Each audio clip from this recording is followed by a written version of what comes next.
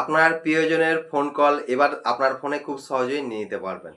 মানে হচ্ছে আপনার প্রিয়জন কার সাথে কথা বলছে, কি কথা বলছে সব বিস্তারিত এবার থেকে আপনি খুব সহজেই আপনার ফোনে ট্রান্সফার করে নিতে পারবেন বা আপনার ফোনে নিয়ে নিতে পারবেন।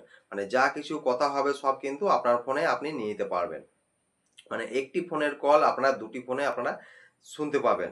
কিভাবে এই কাজটি করবেন? তার জন্য অবশ্যই ভিডিওটাকে শেষ পর্যন্ত দেখতে হবে আর ভিডিওটাকে আপনারা অবশ্যই সেভ এবং শেয়ার দিয়ে রাখবেন যাতে আপনার পরবর্তীতে কাজে লাগে। চলুন তাহলে আপনাদের দেখিয়ে দিই আপনারা কিভাবে এই কাজটি করবেন। আপনারা প্রথমে ফোনে যে ডায়াল প্যাড আছে ডায়াল প্যাডে চলে আসবেন। ডায়াল প্যাডে আসার পর উপরে দেখতে পাচ্ছেন এখানে থ্রি লাইন অপশানটা আছে, জাস্ট থ্রি লাইনে চলে আসবেন। দেন এখানে দেখতে পাচ্ছেন যে সেটিং অপশানটা আছে, এই যে setting, call setting, just call সেটিংয়ে চলে আসবেন। দেন আরেকটি পেজ ওপেন হবে। এখানে আসার পর আপনারা অবশ্যই আপনারা যে সিম কার্ড থেকে করতে চাইছেন সেই সিম কার্ড থেকে আপনারা এই কাজটি করতে হবে। এই কাজটি অবশ্যই আপনার প্রিয়জনের ফোনে আপনাকে এই কাজটি করে রাখতে হবে।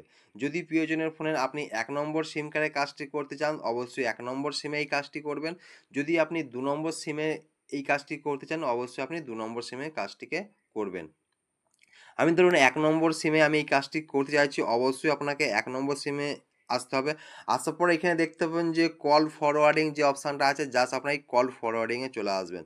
দেন আরেকটি পেজ আপনাদের সামনে ওপেন হবে, দেখতে পাচ্ছেন পেজটা একটু লোড নিচ্ছে।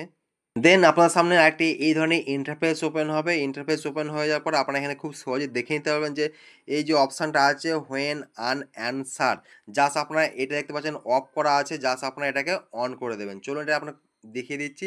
এটাকে ট্যাপ করবেন, ট্যাপ করার পর এই জায়গায় আপনাকে একটা ফোন নাম্বার দিতে হবে, মানে আপনার এই জায়গাতে ফোন নাম্বার বসাতে হবে। যেহেতু আপনি আপনার প্রিয়জনের ফোন নাম্বার থেকে আপনার ফোনে কলটাকে ফরওয়ার্ড করতে চাইছেন, তার জন্য আপনার ফোন নাম্বারটা এই জায়গায় দিয়ে দেবেন। দিয়ে দেওয়ার পর জাস্ট এখানে দেখতে পাচ্ছেন যে টার্ন অন যে অপশানটা আছে জাস্ট আপনারা টার্ন অন করে দেবেন। টার্ন অন করে দিলে পরে কাজটি আপনার সম্পূর্ণ হয়ে যাবে এবং আপনার প্রিয়জনের ফোনে ফোন এলে পরে সেই যে ফোনের কল সেটা আপনার ফোনে ফরওয়ার্ড হয়ে যাবে।